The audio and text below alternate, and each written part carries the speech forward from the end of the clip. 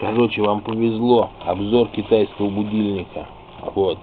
Этот будильник приехал к нам прямо из Шанхая. Вот это самый, как его это сам. Там китайцы красят яйца, тетя Хая. Вот будильник, он приехал прямо из Шанхая. Там китайцы красят яйца, тетя Хая. Песня такая есть, знаменитая. Не помню уже, кто поет. Вот, видите, у него есть регулировка, это самое. Быстрее хочешь время идет, хочешь медленнее.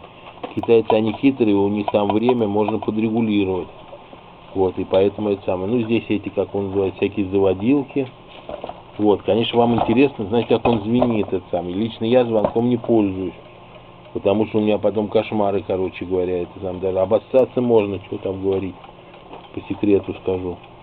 Вот, но специально для вас сейчас мы попробуем посмотреть, будет ли он звенеть. Вот, как тут его заводить-то.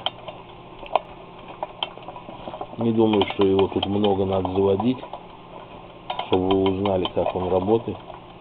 Не думаю, достаточно. С первого раза будет достаточно. Ну-ка. Да, у него тут есть этот самый, как на автомате Калашников, предохранитель. Вот, и этот предохранитель вот так работает, видите? Вот, видите, да, предохранитель вот так работает. Он прижимает молоток к этому самому, и молоток не стучит. А если его снять с предохранителя, как Калашников, то и все.